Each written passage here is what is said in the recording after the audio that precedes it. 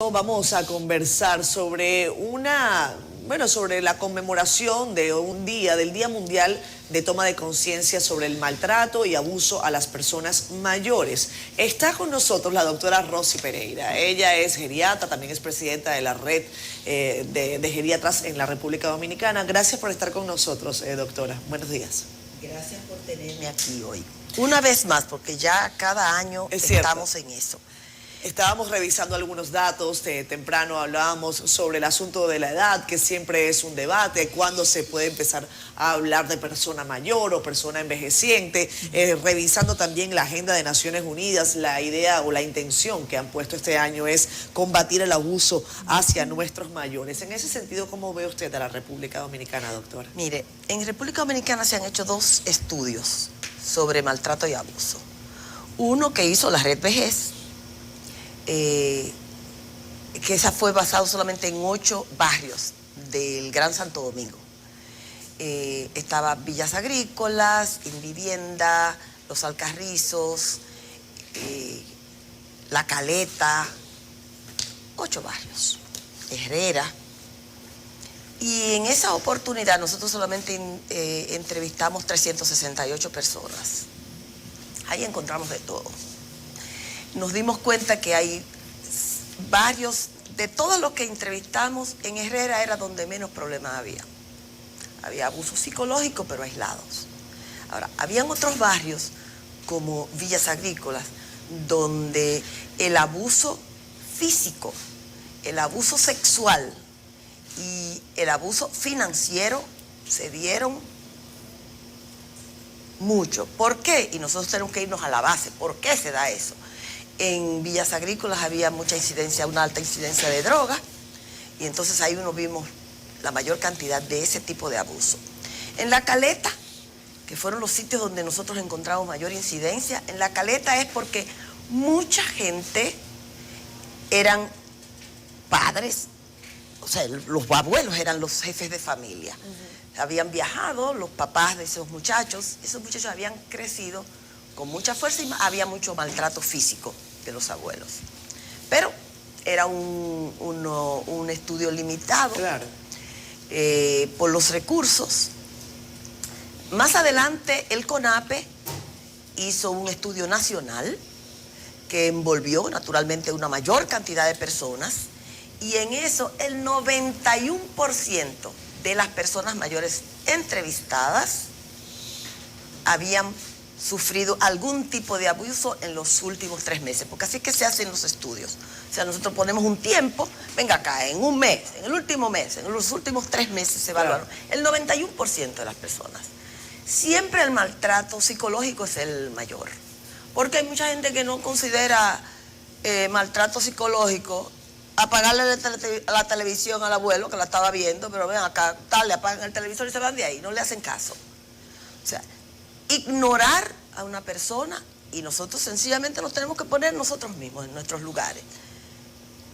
Que te ignoren, te está maltratando. Entonces, la gente no considera eso como un maltrato, ni hablarle alto, eso no es nada. La gente piensa que solamente golpear es el maltrato. No. Muchas veces el maltrato psicológico es peor, porque es más constante. Y en esta época nosotros tendríamos que hacer un estudio post-pandemia,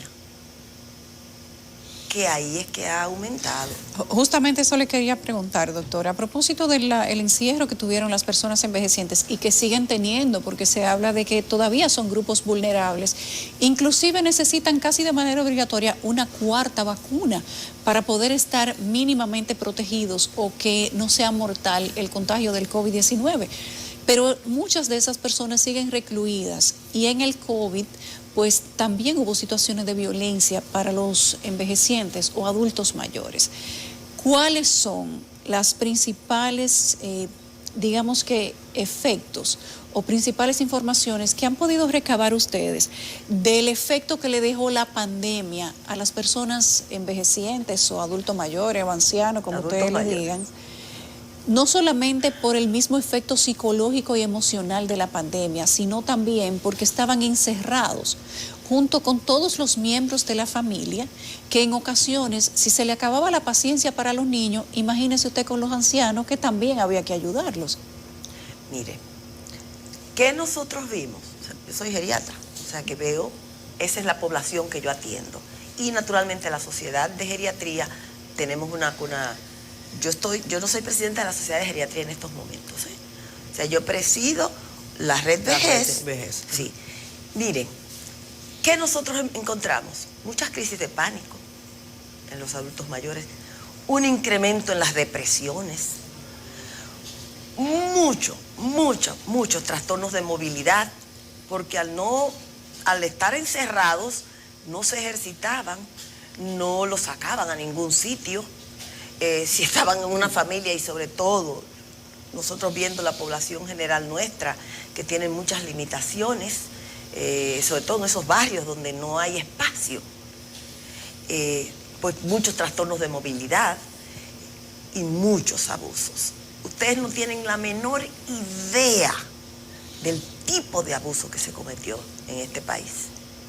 O sea, las historias son escalofriantes. Señores, de filmar una película de terror. Claro. ¿Por qué, doctora? Le puedo decir un simple caso. Una persona, 82 años, perfectamente hábil, con su negocio funcionando muy bien, 4 hijos, uno viviendo en los Estados Unidos, 2 varones aquí y una hembra, con su esposa, La esposa lo encerró. Por el COVID, no puedes salir, tú no puedes salir por el COVID. Él le lleva 5 años a la esposa. No puede salir por el COVID. Trancado en su habitación. La hija preocupada, pero yo quiero ver a papi. No, por tú estás en la calle, no, tú no puedes venir. Lo que tú tienes que traer, déjaselo aquí. La hija sigue con la preocupación y dice un día, no, pero yo tengo que ver a mi papá. Y se mete por el callejón para ver la habitación del padre. Lo encuentra de bruces sobre un plato de comida.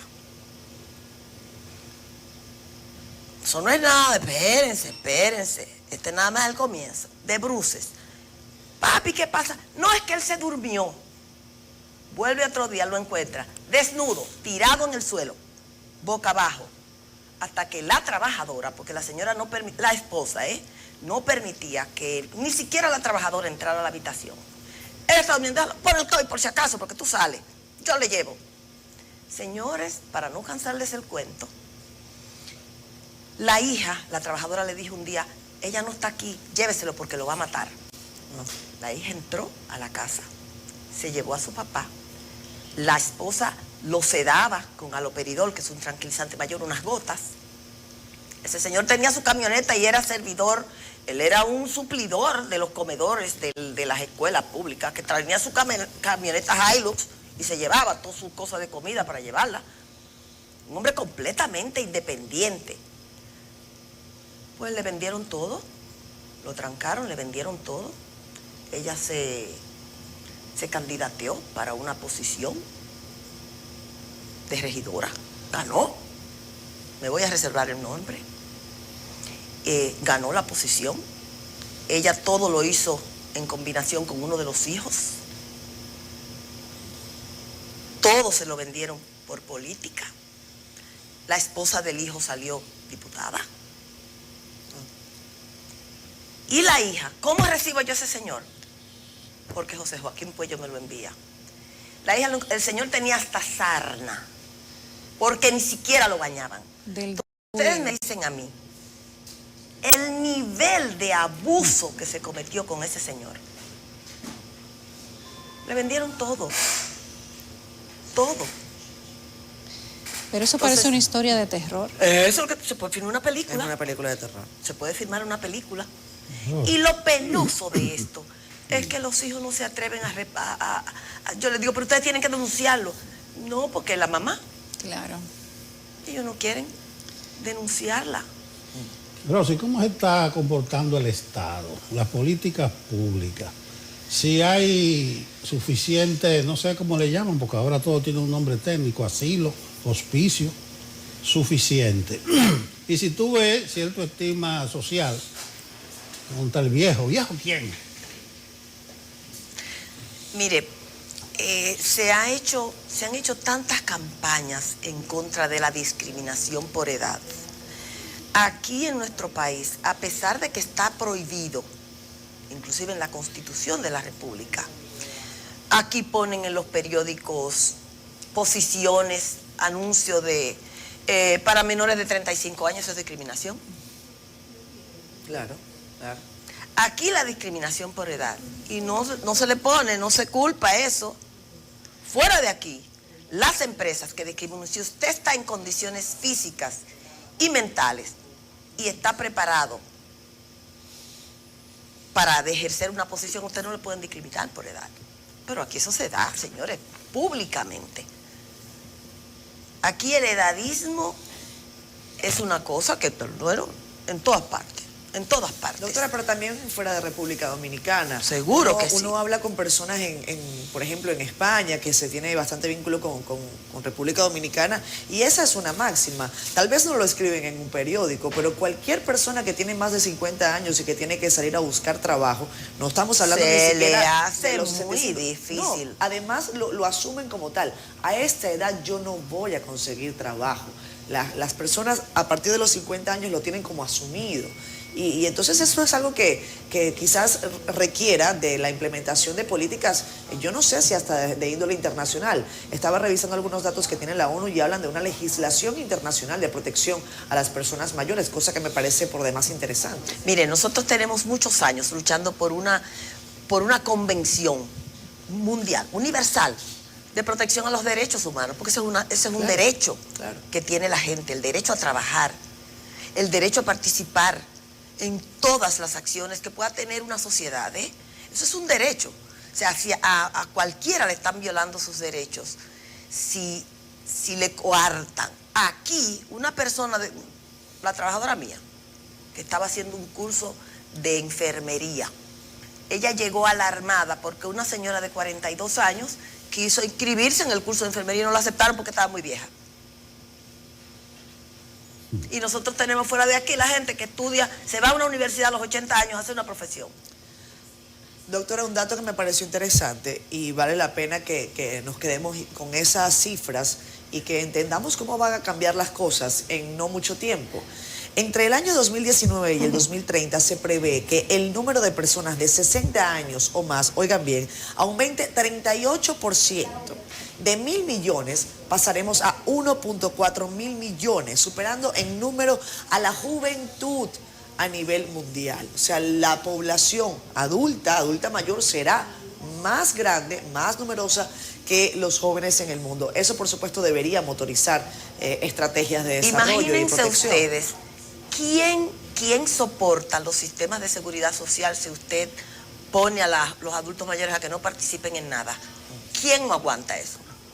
¿Qué ha pasado en España? ¿Qué ha pasado en Italia? La gente joven no quiere parir. Hoy, ¿quién aguanta el sistema de seguridad social? ¿Por qué España llamó a población joven que fuera y le permitió que fuera a migrar a España para que cotizaran a la seguridad social, para que no se le cayera el sistema? Entonces, ¿por qué la Convención Universal?